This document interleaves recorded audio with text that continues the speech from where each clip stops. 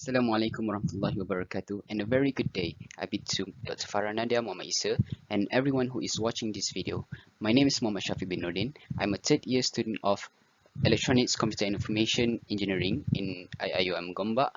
And for today, I would like to present and talk about my experience of internship training in Petroleum Nasional Berhad or Petronas, Malaysia. So first thing first, I would like to go through with you all about the background of Petronas. Petroleum Nasional Berhad, or Petronas, is a global energy and solutions company that was established in 1974. This company is wholly owned by the government of Malaysia, and they are best recognized as the custodian of the country's national oil and gas resources. What we do in Petronas is that we explore, produce, and deliver energy to meet the society's growing needs. Petronas was ranked amongst the largest corporations on Fortune Global 500. As every Malaysians acknowledged, we are headquartered at the Petronas Twin Towers, or KLCC, which was officially opened in 19. So in Petronas, we have four main businesses overall, which are upstream, downstream, GNE or gas plus new energy, and also PDNT, project delivery and technology. Okay, upstream it encompasses exploration, development, production, and Malaysia Petroleum Management. Basically, they are the ones who explore, produce, and develop oil and gas in Malaysia and also abroad. It is done to deliver long-term value to all their stakeholders. So Petronas Upstream is also operating across more than 23 countries with 245 producing fields and also 429 offshore platforms. While downstream business, it comprises multiple businesses and plays a strategic role in enhancing value of molecules from upstream. It is done through an integrated operation underpinned by operational and commercial excellence. And I will further explain more on downstream in the next slides. So, as we all know, that the world is undergoing an energy transition caused by climate change. Due to the high rate of global environmental change, Petronas need to transit to a low carbon economy and decarbonize the world. Thus, the role of GNE here is to work towards achieving net zero emissions by 2050. And last but not least, PDNT. They are responsible for projects, research, and technical solutions for our upstream and downstream units. PDNT is strategically positioned to support Petronas' growth and the future positioning strategies. And it allows Petronas to be more agile while continuing to remain competitive and also robust enough to withstand all the challenges. In downstream, we are currently led by Dr. Muhammad Arif Mahmud, who is the CEO of downstream business and also executive vice president. And he is also supported by 4 vice presidents from each business segments and also head of departments from downstream corporate office. During my internship training, I was assigned to a department called Downstream Strategic Planning, which is under Puan Zuhaida Zulkifli, who is the head of Strategy, Finance and Risk. In this slide, I will further explain more on the business that we are currently doing in downstream. The crude oil and natural gas that we get from the exploration of upstream will be further processed by downstream in refineries and petrochemical plants that we have in Malaysia. These products that are processed in refineries are what we call as petroleum products, such as motor gasoline that is mainly used as an engine fuel in vehicles, diesel oils for empowering automobile, trucks, bus, and also railway engines, and kerosene, which is used as the fuel for jet engines. Meanwhile, the product that are processed in petrochemical plants are what we call as petrochemical products, such as ethylene, that is commonly used as that is commonly used in packaging, transportation, and also electronics. Methanol, that is being used as antibacterial agent and also disinfectant, and propylene, which is used for toys production, and also bumper system for automotive industry. These are some of the examples of the products that we sell to our beloved customers. Downstream is currently housing four business segments, which are marketing, R&T, refinery and trading, petrochemical, and also Pengerang Integrated Complex, PIC. Under marketing, we have Petronas Dagangan Berhad, PDB, Engine Petroleum Limited, Engine, and also Petronas Lubricants International, PLI.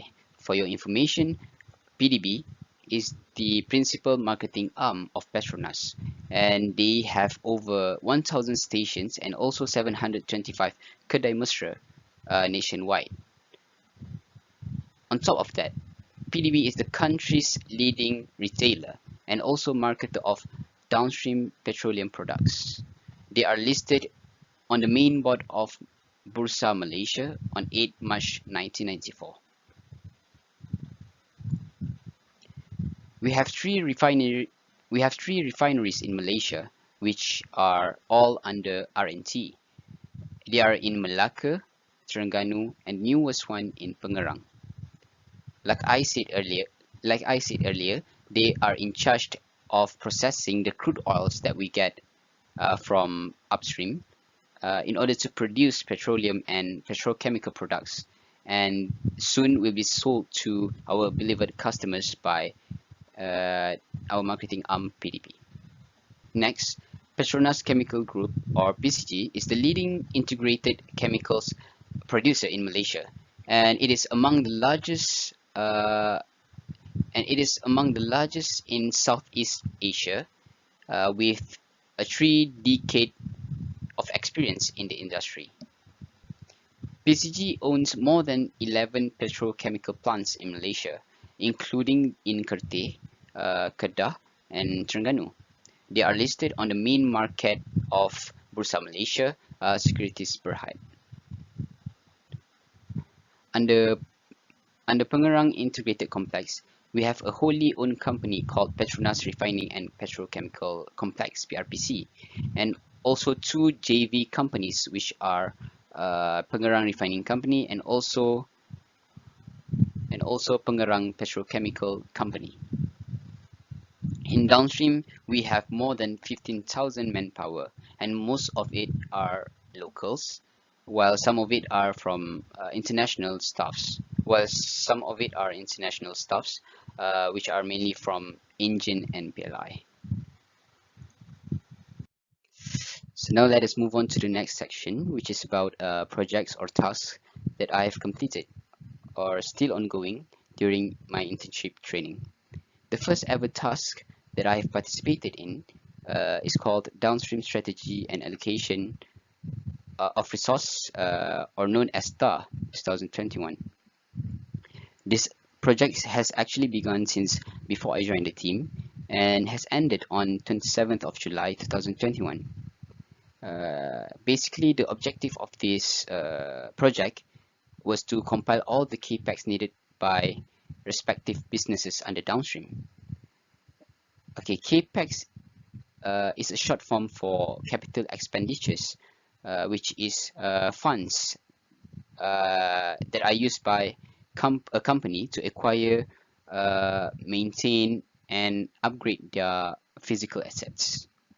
And this project is also to provide management with overall downstream capex requirement per defined categorization, which are BAU and growth.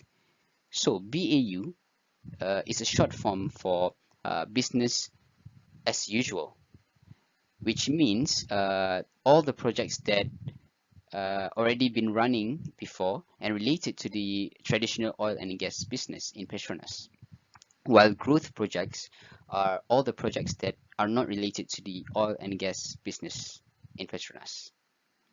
All the information on capex will be presented to the upper management with insights such as the trends over 5 years from 2022 until 2026 and other focus areas for each business. Some of the deliverables were to tabulate capex for downstream by BAU and growth, and also to perform ranking of all growth capex by a few identified matrices such as net present value, terminal value, enterprise value, and internal rate of return of projects under downstream. These financial terms are actually new to me, and I would like to explain the meaning of these financial terms.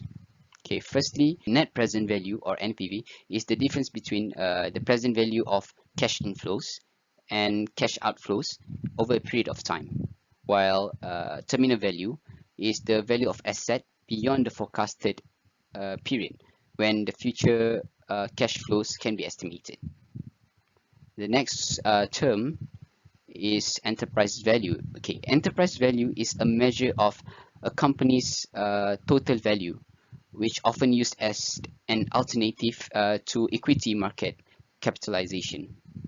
The last term is internal rate of return or IRR, which is usually being used in financial analysis to estimate the profitability of potential investments by using metric. So in this project, I was also in charge of constructing some of charts of capex needed. For instance, stacked bar charts, pie charts, and line graphs in PowerPoint and Power BI format. And also, I have been given a chance to assist the team in developing the pre-reads material to incorporate all the charts that I have made based on value chain. I remember the first ever task that I received in during this project by my supervisor was to find the compound annual growth rate for feedstock supply and products. Okay, compound annual growth rate or CAGR is the mean annual growth rate of an investment over a specified period of time longer than 1 year. So in the end of July 2021, which when the project has ended, we successfully helped to provide an overview to the upper management on the downstream required capex and also to ensure a more informed decision making. The next project that I joined during my training is called Scenario Analysis for Engine on Petroleum Products Supplied by Petco Trading Dubai, or PTD. As I mentioned earlier in my previous slides, Engine is an oil and gas company which is also under Petronas. It is located in South Africa. They import crude oil and process them in their own refineries there. The petroleum products that have been processed in their refineries will be sold to their customers in South Africa. Unfortunately, this time, Engine does not have enough volume of petroleum products to be sold to their customers. Thus, PTD here wishes to supply all the remaining volume of petroleum products needed by Engine. The purpose of this project is actually to analyze the impact of buying petroleum products from PTD on Engine's enterprise value. So some of the tasks and exercises that I did during this project is that I assisted the team in developing a model to simulate impact on Engine's enterprise value. We have actually considered 3 scenarios as in the slide. For example, scenario 1, 22% of the total volume of all 4 petroleum products, which are gas, diesel, fuel oil, and also kerosene, are bought at X US dollar per barrel. And other scenarios as in the slide. I also converted currency from ZAR, which is the currency of South Africa, to Malaysia ringgit and US dollar. And also I converted units of Engine's volume, liter to barrel. On top of that, I constructed waterfall charts of the scenarios, each of the scenarios. Last but not least, I am grateful to be given the trust by my colleagues to perform the sanity check on the model to ensure the accuracy. Finally, after calculations and analysis were done, it is true that engine will incur extra costs if they were to buy the petroleum products from PTD. We have finally come to the end of this presentation, and I hope that you really enjoy this video and gain as much benefit as you can. And I would like to say thank you very much for lending your ears. Hope you guys have a good day ahead. Thank you. Assalamu alaikum.